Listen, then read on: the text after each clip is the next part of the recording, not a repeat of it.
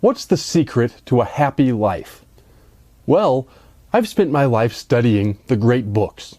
Psychology, philosophy, theology, and I think I've got it figured out.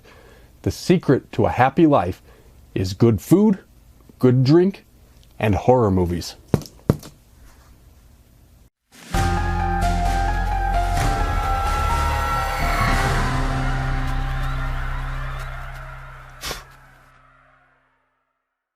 Well, we're back once again, this time for the November 2022 horror packs. The DVD and Blu-ray horror packs have just arrived in the mail, and I'm ready, as I always do, to open them up here on camera and let you see at the same time as I discover what's inside. For those of you who may not know, and if you don't know, shame on you for not watching all of my previous videos, but regardless, if you don't know, HorrorPack is a monthly subscription service that every month sends horror movies right to your door. They have a DVD option and a Blu-ray option, and I get both of them, although they're available separately. Each of them comes with 4 different horror movies every month, and the Blu-ray option also comes with a HorrorPack exclusive Blu-ray that's somehow special or limited edition or exclusive to the company.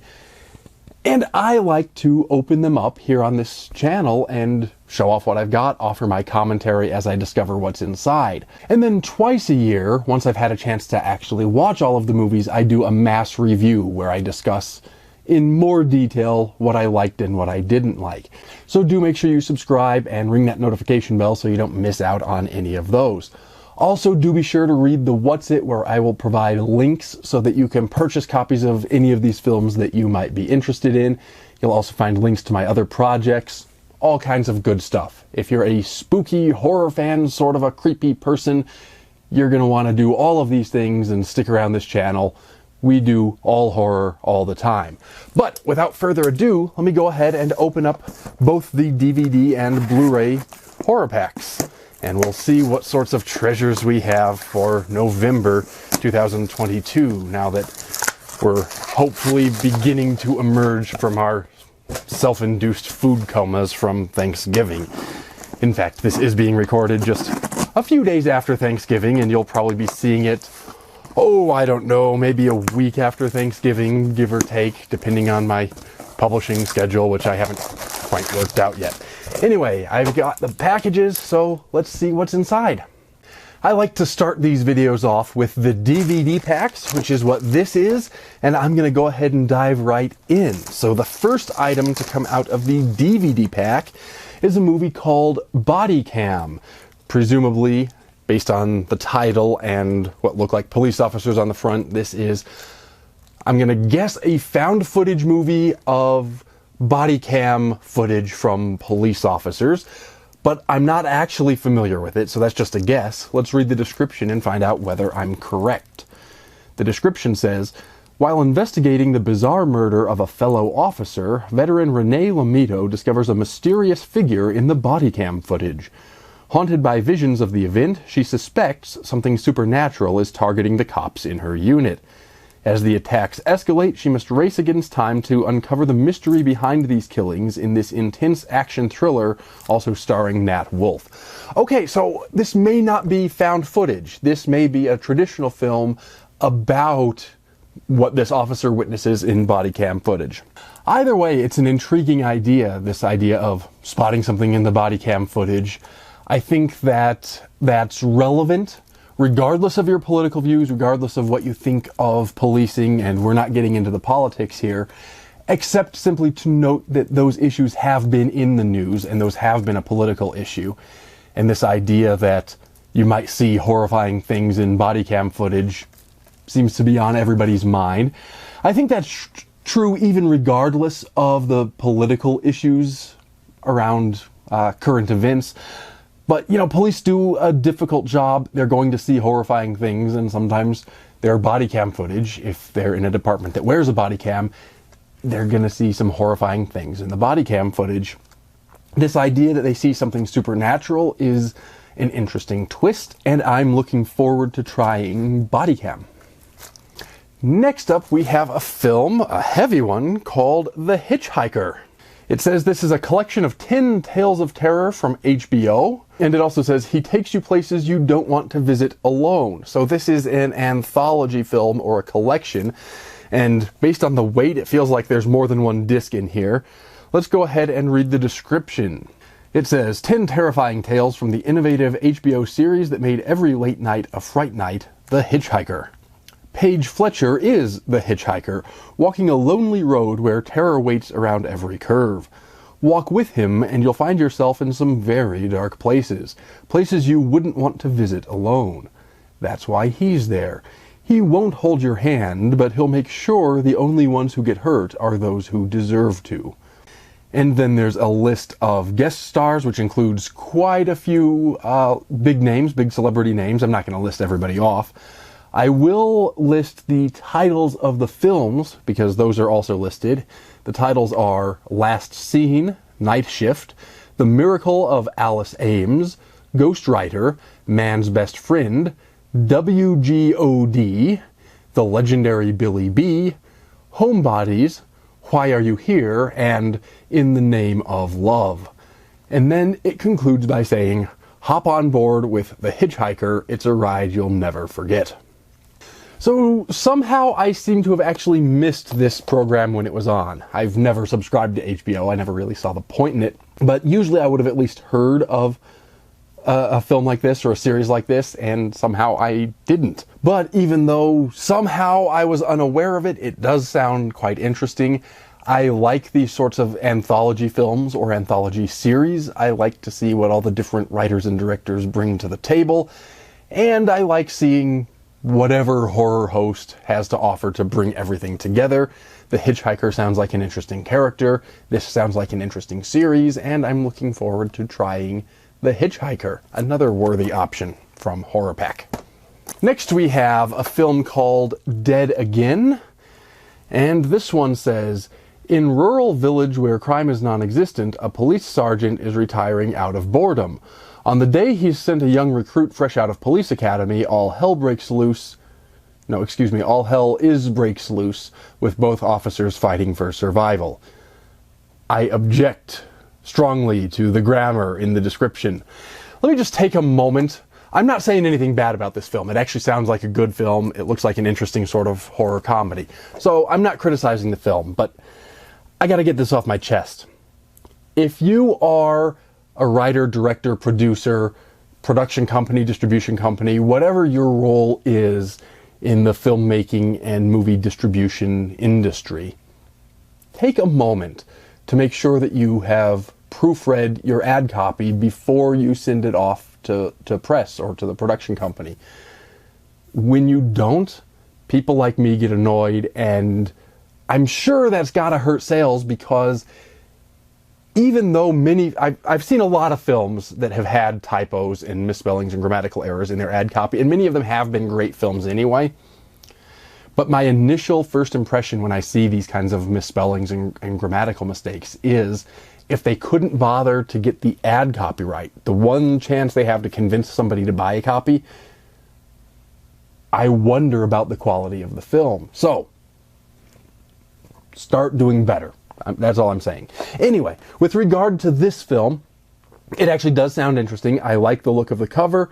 Looks like an interesting zombie movie. And I'm looking forward to trying it, despite the grammatical mistakes on the slipcover. It also has a tagline here which says, their first day is going to be a living hell. I'm guessing horror comedy. The description doesn't necessarily specify that. It could be a straight horror movie, but just the look of the cover makes me think horror comedy, maybe with sort of Shaun of the Dead vibes, something along those lines. I am looking forward to trying it, and when I do my mass review, you'll find out whether I like it or not, but it sounds like a good, worthy sort of a film. And finally, we have A Quiet Place, and it looks like this may be an international edition, because I believe that's the French translation of the title. I don't speak French, so I'm not 100% sure that that's French, but it looks French to me. Anyway, A Quiet Place is a film that I know We have monsters that are attracted by sound, and so people have to be quiet. That's the idea. There's another film called The Silence, based on a novel by Tim Lebbon, which has a very similar premise. And in fact, do make sure you stay tuned to this channel, because in the near-ish future, I'm not sure exactly when I'm going to get around to it, I'm thinking of doing one of my book versus film comparisons, but I want to do book versus film and talk about The Silence novel, The Silence movie, and A Quiet Place, and even A Quiet Place Part 2, so I guess it's book versus film, and film. Anyway, we're not talking about all of that today, we're talking just about A Quiet Place, which I have seen and do recommend. But in case you don't know it, I'm going to go ahead and read the description.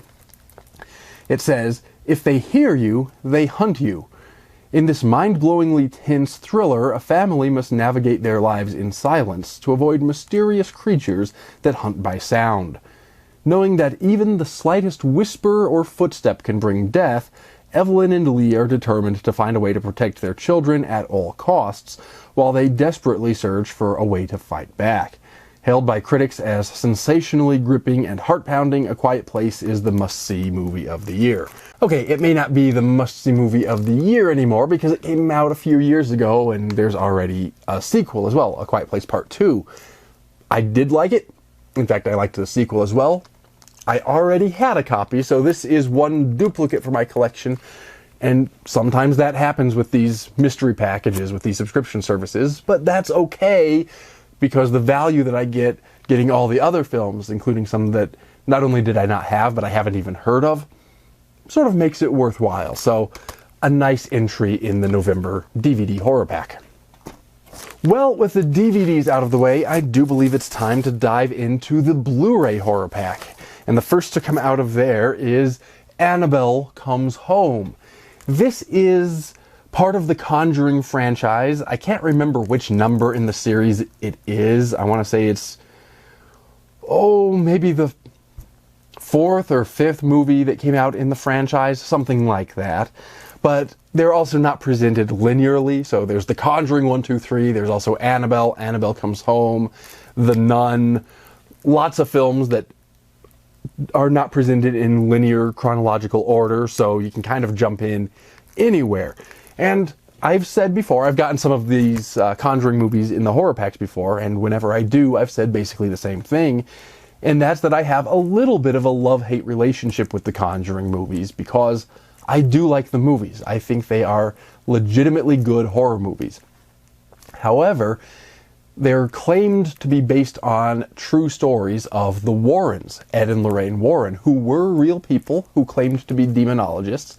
I say they claimed to be because they were not as honest, or let's say they were not as good of paranormal investigators as they're presented in the movies. So as long as you can separate the movies from the allegedly true stories on which they're supposed to be based, these are really good movies. If you're basing them on their alleged reality, they're not quite as good. Anyway, I have seen this. I did enjoy the movie at that level, with my various mixed thoughts notwithstanding. But in case you don't know it, I'll read the description of this one as well. The description says, "Determined to keep Annabelle," and by the way, Annabelle is the haunted or possessed doll that the Warrens have dealt with throughout several of the films. In the movies, she looks like this, what you see on the cover, real creepy doll.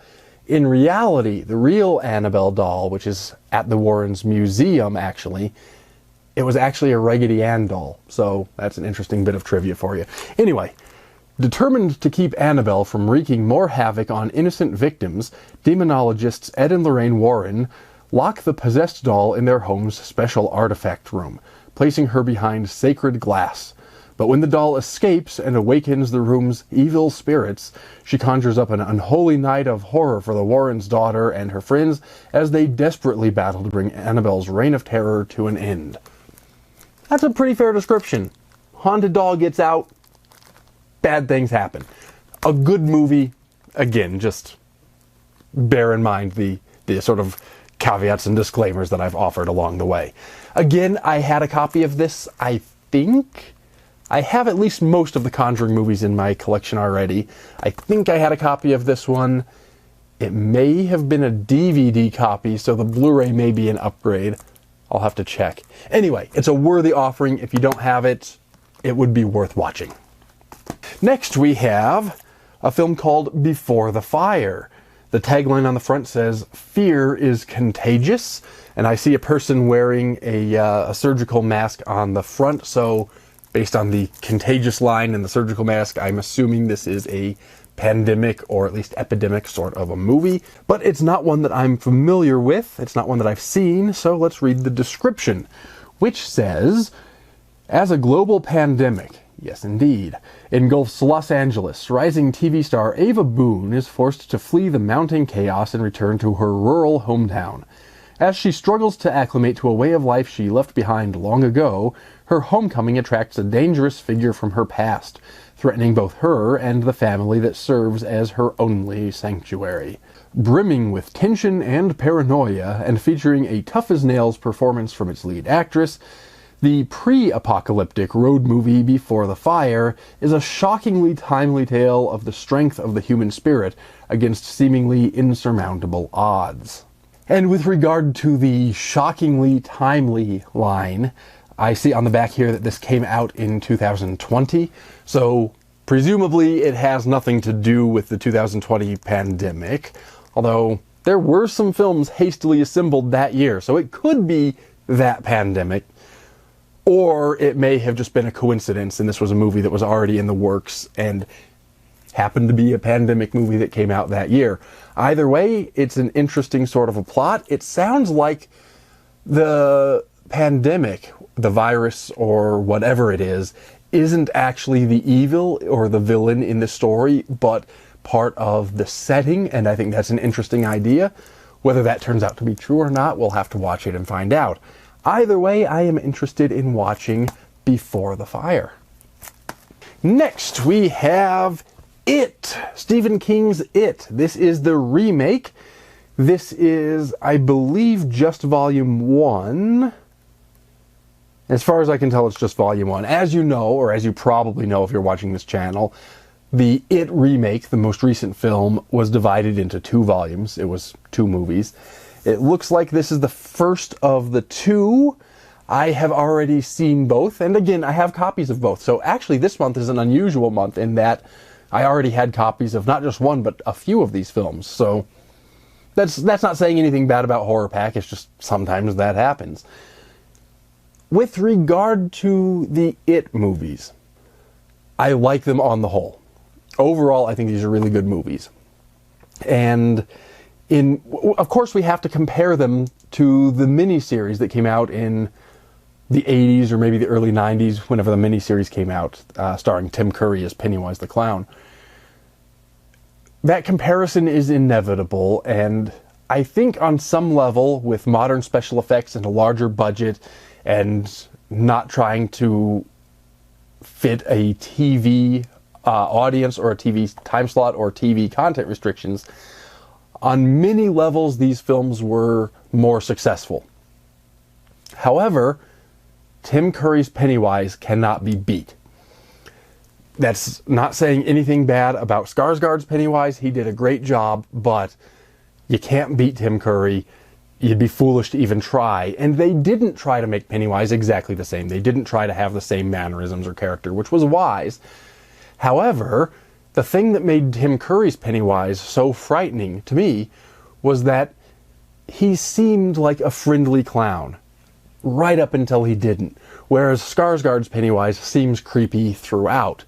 So for me, what's so effective about an evil clown, what's so effective about the Pennywise character is this idea that he's a clown. He's funny, he's friendly, he's a symbol of childhood innocence. And then he gets twisted and perverted into something evil. If he's evil all the way through, he might still be frightening, but I think he loses some of the dramatic oomph that we're all looking for. Anyway, that's my criticism of the new films, but I did like them. This is a worthy entry into the collection. I would be happy to have it if I didn't already have a copy. So, well done, HorrorPack, even though I have some criticisms. And finally, we have what must be the HorrorPack exclusive. This is, in fact, HorrorPack exclusive 77, number 77 according to the spine, and that's a film called It Hatched. As is usually the case with these HorrorPack exclusives, it's one that I was unfamiliar with until just now. Usually these exclusives are smaller budget, smaller distribution. They're exclusive to HorrorPack, at least the particular editions that we're receiving, so they haven't seen as large an audience, but most of them have been really good, and I'm always thrilled to discover something new that I probably wouldn't have happened across otherwise. This one's description says, a young couple, Peter and Mira, move back to Iceland and purchase an old house with plans to turn it into a bed and breakfast. They come looking for a peaceful life, but after having strange visions, they discover something evil is lurking beneath their basement and hunting them in their dreams while they sleep. Once Mira gives birth to an egg, the couple find themselves in a fight for their very lives. And it also says, according to critics' praise on the back, goofy horror at its finest. So this sounds like horror comedy or sort of over-the-top slapstick horror. I'm intrigued. There was actually another egg movie that came out this year, and the title was similar. This one's called It Hatched. That one was called The Hatching, or no, not The Hatching, it was just called Hatching, I believe. And that was a good film as well. It seems like while that was a very serious horror film, this should be more of a horror comedy. In both cases, I think we're in for an interesting time, and as is usually the case with these HorrorPack exclusives, I am very much looking forward to trying It Hatched. So there we have 8 new movies for my collection, or almost 8. There's a couple duplicates that I already had, but that's okay. It happens once in a while with these subscription packages or these mystery boxes. I think it's worth the risk of the occasional duplicate because, as I said before, I get a lot of stuff that I wouldn't get otherwise, or that I might not have even heard of otherwise. So I'm looking forward to trying all of the ones I haven't already seen, and indeed looking forward to rewatching the ones that I have seen. While I go and start watching these movies, I would be forever grateful if you would do all of the YouTube-y things. Like this video, share it with your friends, leave me a comment, subscribe, ring the notification bell, etc., etc., etc. It helps me grow the channel and keep making videos for y'all. As we're heading into this holiday season, let me also remind you, I have already published my annual holiday gift guide. So while I did not specifically talk about these movies, if you're looking for some books, movies, or other things to give as gifts, go over and check that out. And indeed, go and check out all of my backlist, because I do all kinds of wonderful creepy things and you're going to enjoy watching them. Anyway, I'm going to go watch some movies, so I will leave things there, and it remains only for me to say, as I always do, take care and stay scared.